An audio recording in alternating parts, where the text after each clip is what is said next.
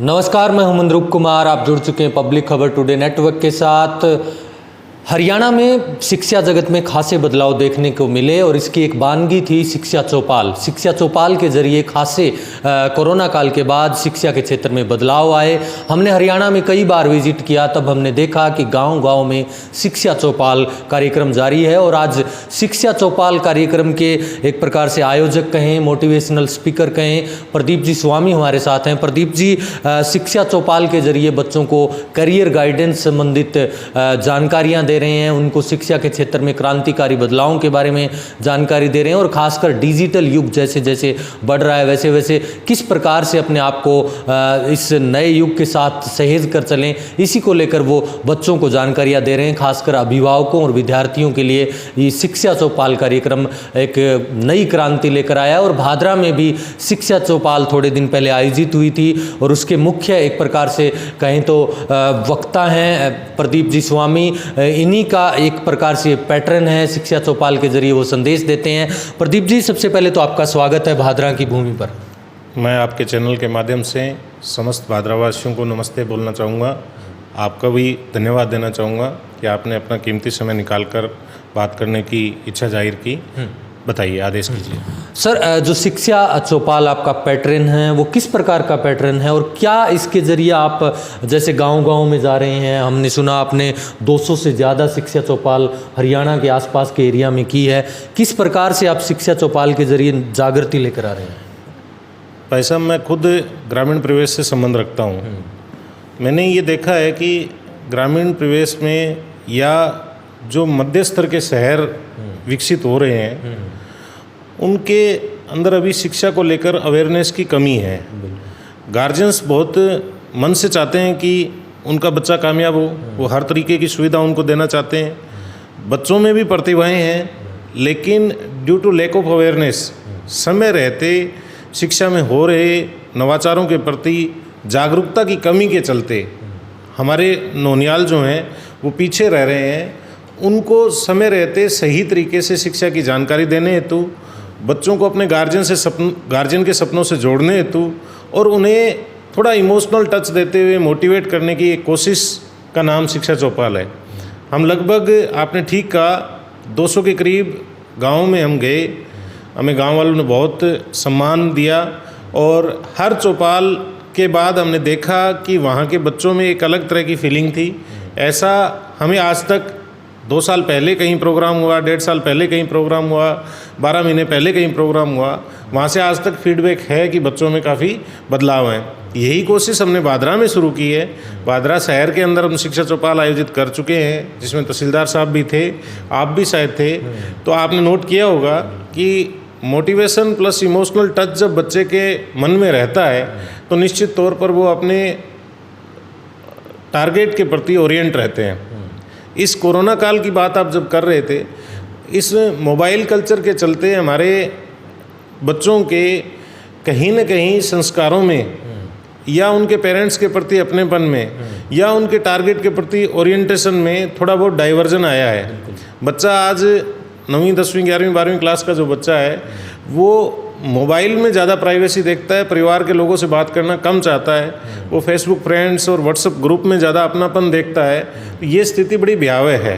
हालांकि digital education का जो प्लेटफॉर्म कोरोना के चलते अलग अलग संस्थाओं ने शुरू किया, वो एक अच्छी पहल थी, वो ज़रूरत थी, लेकिन उसका यूज़ होने के साथ साथ, उसका सदुपयोग होने के साथ साथ कहीं न कहीं बच्चों के हाथ में जो पहली बार मोबाइल आया, हम डिजिटल एजुकेशन के मामले में ट्रांजिशन के फेज़ में हैं, तो उससे वो डाइवर्ट हुए। अच्छा पक्ष डिजिटल एजुकेशन का ये है कि बच्चा पहले टेबल पे होता है और बुरा पक्ष ये है कि वो डिजिटल एजुकेशन के साथ साथ कुछ और जो उसकी उम्र के हिसाब से ठीक प्लेटफॉर्म नहीं है, उनसे जुड़कर अपने आप को डाइवर्ट कर रहा है। इससे बचने के लिए हमें टाइम रहते बच्चों को टाइम देना शुरू करना होगा। हर गार्जियन को अपने औलाद के लिए समय निकालना चाहिए। ऐसा नहीं चलेगा कि गार्जियन केवल पैसा देके या इंस्टीट्यूट की फीस भरकर ये महसूस करे कि अब उसका काम हो गया है, उसकी नैतिक जिम्मेदारी पूरी हो गई है। तो ये इस मोबाइल कल्चर में ठीक नहीं है। शिक्षा चौपाल के जरिए आप ग्रामीण प्रतिभाओं को एक प्रकार से मंच प्रदान कर रहे हैं, उनको मोटिवेट कर रहे हैं, और ये ज़रूरत भी है आज की, क्योंकि आपने ठीक कहा ग्रामीण परिदृश्य में जानकारी का अभाव है। इसी के चलते हम उनको सही करियर गाइडेंस नहीं दे पाते हैं, वो प्लेटफॉर्म नहीं मिल पाता है उनको। उसमें क्या कुछ आप इस प्रकार के एग्जाम्पल सेट करते हैं, क्या कुछ आप उनको बताते हैं जिससे वो मोटिवेट होते हैं बच्चे? क्योंकि हमने आपको सुना भी, हमने आपके पुराने वीडियोस भी देखें, शिक्षा चौपाल कार्यक्रम को भी देखा, एक नवाचार है एक प्रकार से। उसमें आप किस प्रकार से बच्चों को करियर गाइडेंस दे रहे हैं? देखो, हमारा पहला मकसद भाई साहब यही रहता है कि बच्चा काउंसलिंग में जाए, मोटिवेशन के किसी मोटिवेटर के पास जाए, उससे पहले वो अपने पेरेंट्स से जुड़े। हमारे अलग अलग किस्से जो हैं, हमने कुछ कहानियाँ या कुछ किस्से फिल्टर कर रखे हैं, वो सारे के सारे ऐसे थे जो हर बच्चे के दिल में अपने पेरेंट्स के प्रति इमोशन जगाने वाले थे। जैसे मैंने एक किस्सा सेलेक्ट कर रखा है मधुकर जी गुप्ता का। हमारे देश के सीनियर IAS हैं। अभी पीछे तक वो काफ़ी टाइम पहले का मैं अपडेट, जो मेरे पास अपडेट है, हिंदुस्तान की हेवी इंडस्ट्री मिनिस्ट्री के सेक्रेटरी पोस्ट पे थे वो। उससे पहले अपने राजस्थान से के अंदर जो पड़ोसी जिला है सीकर के कलेक्टर थे। उनकी वाइफ जो किरण सोनी गुप्ता है, वो गंगानगर की कलेक्टर रही हुई हैं। मैंने उनको सुना। सुनने के बाद हमने यूं ही बातों बातों में उनसे पूछा, भाई साहब कि आप सर सीनियर IAS लेवल पे पहुंचे हैं, तो आपका मोटिवेशन क्या रहा, कहाँ से आप मोटिवेशन आपको मिला जिससे आपकी पढ़ाई शुरू हुई? तो उन्होंने हंस के कहा कि यार एक छोटी सी कहानी है। तो फिर हमने उत्सुकता पूछी वो बात। उन्होंने कहा कि मैं जब 8वीं क्लास में था तो हमारे गांव में सरकार का एक प्रोग्राम था, जैसे आजकल प्रोग्राम होते रहते हैं ना, सरकार आपके द्वार, गांव के संग सरकार, तो उस तरह का कोई प्रोग्राम रहा होगा। बोले हमारे गांव में एक प्रोग्राम था और उस प्रोग्राम में सारे गांव के लोग आए हुए थे। मैं भी वहाँ गया, मेरे फादर साहब के साथ था। वहाँ मैंने देखा कि काफ़ी पुलिस के लोग आए हुए हैं। एक पुलिस की गाड़ी आती है, बीच में एक और गाड़ी आती है जिसमें एक बंदा बैठा है, उसके पीछे एक पुलिस की गाड़ी आती है। जब मैं 8वीं क्लास में था तब तक हमें पुलिस कम ही देखने को मिलती थी, और इक्की दुक्की कोई पुलिस के लोग आते थे तो हम सहम से जाते थे। यही स्थिति होती है गाँव की। अब तो क्या है, हर गाँव से 5-7 लोग पुलिस में लग गए तो बड़ा हार्मोनी रिलेशन है, फेमिलियर है पुलिस के साथ। आज से 40 साल पहले स्थिति यही थी। तो मैं मेरे फादर के साथ था। मैंने अकेले खड़े होके, मैं 8वीं क्लास में था उस टाइम, मधुकर जी ने बताया कि मैंने अकेले में ये विचार किया कि हम एक पुलिस को देखकर, एक पुलिस के आदमी को देख के सहम जाते हैं, और यहाँ एक आदमी के आगे पीछे इतनी पुलिस है तो डेफिनेट है कि ये आदमी बड़ा है। तो मैंने मेरे पिताजी से पूछा कि बाबा ये कौन है? तो बाबा ने कंधे पे हाथ रखा हुआ था, धीरे से कहा, यार मधु ये यहाँ का कलेक्टर है और तू भी ऐसा ही बनियो। बोले मैंने तो उसी दिन तय कर लिया कि कलेक्टर बनना है। तो हम तो बच्चों को यही बताते हैं कि आप अपने पेरेंट्स के सीने में पल रहे जज्बात को यदि कुछ सेकंड के लिए भी महसूस कर लें, तो मैं दावे के साथ कह सकता हूँ कि आप जिस दिन ये मान लेंगे, जिस दिन आप में ये झिझक शुरू हो जाएगी कि आज यदि आप लेट उठे तो आपके पेरेंट्स पीछे रह जाएंगे।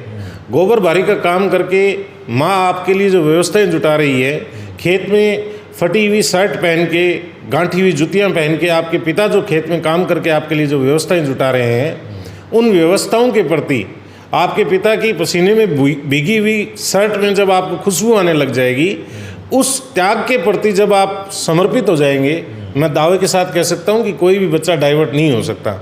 हम हिंदुस्तान के लोग हैं, यहाँ छोटी छोटी बात के ऊपर, संस्कारों के ऊपर, कोई भी संस्कारों या अपने परिवार के ऊपर किसी भी तरह का कोई आँच आती है तो महाभारत लिखी जाती है। मैं दावे के साथ कह सकता हूँ कि कोई भी बेटा बेटी जो इस समय इसको सुन रहा है, अपने माँ बाप की आंखों में पल रहे सपने के प्रति जो अवेयर हो जाएगा, निश्चित तौर पर वो कभी भी एजुकेशन से डाइवर्ट नहीं होगा। उसको कोई व्हाट्सएप कल्चर, कोई फेसबुक कल्चर, कोई पिज़्ज़ा कल्चर, कोई फ्रेंडशिप कल्चर उसको डाइवर्ट नहीं कर सकती। दूसरा भाई साहब, हमारा पेरेंट्स से भी ये रिक्वेस्ट रहती थी कि अपने बच्चों के लिए टाइम निकालना शुरू करें, क्योंकि बच्चों के लिए आप जब टाइम निकालते हैं तो आप बच्चों के लिए केवल वक्त नहीं दे रहे होते हैं, आप उनके अंदर इमोशंस और उम्मीदें भी ट्रांसफ़र कर रहे होते हैं।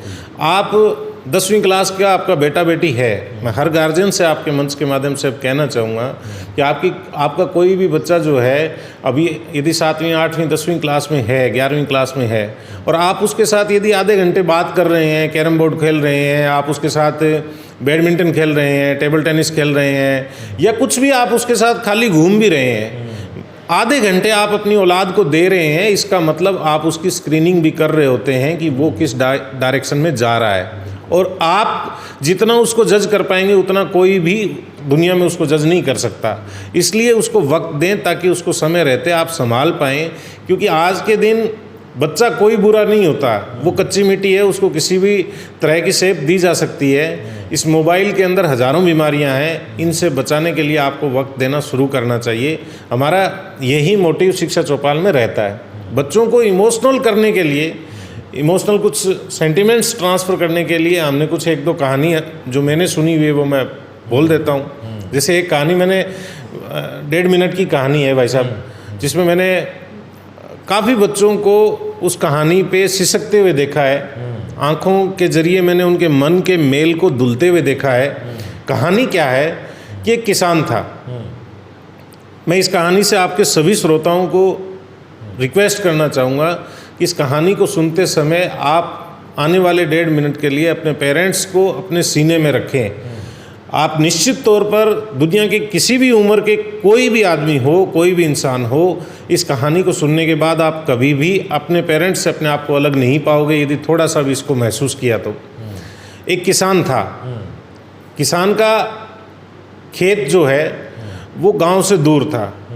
अक्सर किसान परिवार के लोग सांझ के समय खेत के काम से निवृत्त होकर कोई ताश खेल लेता है, कोई चौपाल में बैठ के बतिया लेता है, कोई अपना गीत गज़ल भजन, मंदिर बने होते हैं हर गांव में, तो उसमें बैठ के अपने टाइम पास करते हैं। वो किसान क्योंकि खेत उसका थोड़ा दूर था तो वो गांव नहीं आता था, वो अपने खेत के चारों ओर घूमता रहता। उसके घर में एक छोटा ढोलक था, वो ढोलक अपने गले में डाल लेता और उसको बजाता रहता। 2 काम हो जाते, उसका टाइम पास हो जाता और साथ में खेत की रखवाली भी हो जाती।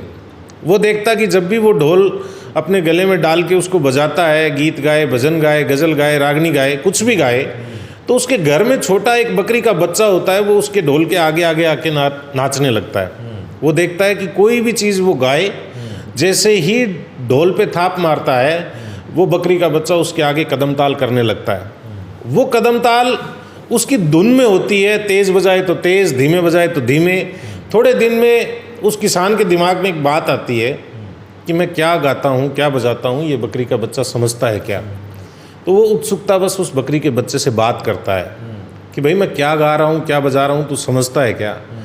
तो बकरी का बच्चा बड़ा मासूमियत से आंखों में पानी लाके जवाब देता है। मैं सभी श्रोताओं से रिक्वेस्ट करना चाहता हूँ कि उस जवाब को सुनते समय आपकी आंख में आपकी माँ की फ़ोटो हो। वो पूछता है कि भाई तुम क्या गाते हो, क्या बजाते हो, मैं क्या गाता हूँ, क्या बजाता हूँ, तुम समझते हो क्या। वो आंख में पानी लाके हाथ जोड़ के जवाब देता है कि साहब मुझे कुछ नहीं पता, आप क्या गाते हो, क्या बजाते हो, मुझे कोई भी चीज़ समझ में नहीं आती, लेकिन मैं एक चीज़ जानता हूँ कि आप जिस ढोल के पर्दे पे थाप मारते हो, उस ढोल का पर्दा आपने मेरी माँ की खाल से बनाया था जब मेरी माँ मरी थी। आज मेरी माँ इस दुनिया में नहीं है, लेकिन इसका मतलब ये नहीं है कि मैं मेरी माँ को भूल गया। आप मेरी माँ की खाल पे चोट मारते हो, मुझे दर्द होता है, मैं उस दर्द का प्रतिकार करने के लिए, विरोध करने के लिए कदम चलाता हूँ। आप उसको डांस समझते हो, ये आपकी भूल है। तो मैं तमाम बच्चों से कहना चाहूँगा कि आपके पिता माता जो हैं वो हमेशा आपके पास नहीं बैठे रहेंगे, वो हमेशा आपकी मॉनिटरिंग नहीं करेंगे, आपके टीचर्स हमेशा आपके पीछे पीछे नहीं घूमेंगे। वो तमाम बच्चे जो अक्सर ये सोचते हैं कि अब मम्मी पापा को क्या पता लगेगा, आज गुरुजी नहीं है तो उनको क्या पता लगेगा, अब क्लास नहीं चल रही है या स्कूल का टाइम ऑफ हो गया है तो उनको क्या पता लगेगा। तो मैं उन तमाम बच्चों से कहना चाहता हूँ कि आपके मम्मी पापा, आपके गुरुजी केवल भौतिक शरीर नहीं है, वो आपके लिए शक्ति, भक्ति, पूजा, प्रार्थना सब कुछ है। उनको महसूस कीजिएगा। ज़िंदगी में कभी आपको समझौता करने की जरूरत नहीं पड़ेगी।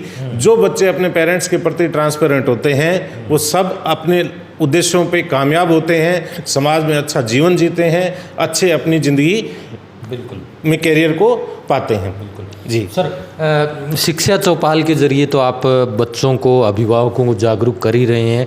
इसके अलावा आप कोरोना काल के बाद जो परिस्थितियां बदली है उसमें क्या नया पाते हैं और क्या नया शिक्षा का स्वरूप हो सकता है भविष्य में, इसको लेकर आप अभिभावकों को, विद्यार्थियों को क्या राय रखना चाहिए? मैं इस कोरोना के बाद जो डिजिटल कल्चर शुरू हुई है, हमारी हर जनरेशन के हाथ में जो मोबाइल आ गया है, इसके चलते हर गार्जियन से एक ही बात कहना चाहूँगा कि आप अपने बच्चों के लिए सारी सुविधाएं दें या ना दे पाएँ, पर अपने बच्चों के लिए वक्त निकालना शुरू करें।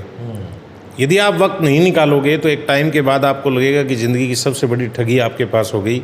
आप 10, 20, 50 हज़ार, लाख की जो भी नौकरी करते हैं वो आपकी व्यवस्था है। मैं मानता हूँ आपका जीवन बहुत बिजी है, लेकिन उस बिजी जीवन में आपकी ज़िंदगी का सबसे बड़ी कमाई जो है, उस कमाई के लिए काम करना शुरू करिए। निश्चित तौर पर वो कमाई क्या है? वो कमाई आपकी औलाद है। उसके लिए आप वक्त निकालिए। निश्चित तौर पर आपके लिए ज़िंदगी बहुत सुकूनदायक रहेगी, आपके बच्चे कामयाब होंगे, आप एक बहुत सफल इंसान के तौर पे जाने जाएंगे। जी। इसके साथ साथ आप जैसे यहाँ पर शांति निकेतन स्कूल के साथ MCI एक संस्थान लेकर आए हैं, एक यूनिट लेकर आए हैं, इसके ज़रिए क्या कुछ परिवर्तन आप लाना चाहते हैं? इस खासकर ग्रामीण क्षेत्र का छोटा सा ये शहर है भादरा, हालांकि प्रतिभाओं की कोई कमी नहीं है। जो संस्थान है जिसके ज़रिए आपने प्रतिभा खोज परीक्षा शुरू की है और नंदलाल जी के नाम से छात्रवृत्ति योजना भी शुरू की है, इसका क्या आपका पैटर्न, क्या कार्यक्रम रहेगा? देखिए, भादरा बहुत ही पावन और संस्कारों की भूमि है।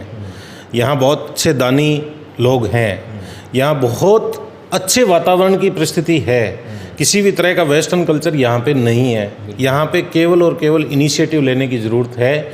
मैं तो सभी शिक्षा सारथियों से कहना चाहूँगा, सभी शिक्षा संचालकों से कहना चाहूँगा कि मिलके हम कुछ ऐसा करें जिससे कि बच्चा जो हमारा बाहर मूव हो रहा है और बाहर जाके हमारे संस्कारों से, हमारे परिवारों से दूर हो रहा है, कामयाबी बाहर मिल नहीं रही है और वो कहीं ना कहीं एक असफलता का टैग लेके वापस आ रहा है, बुझे मन से वापस आ रहा है, ये स्थिति ना हो। इसके लिए शांति निकेतन स्कूल ने इनिशिएटिव लिया है। हम सब ने मिलकर एक प्रयास किया है MCI संस्थान के तौर पे।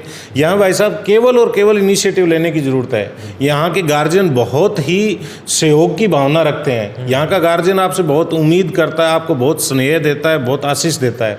और इस शहर में पहले से बहुत अच्छे ऑर्गेनाइजेशन ऐसे चल रहे हैं जिनकी खुशबू दूर दूर तक फैली हुई है।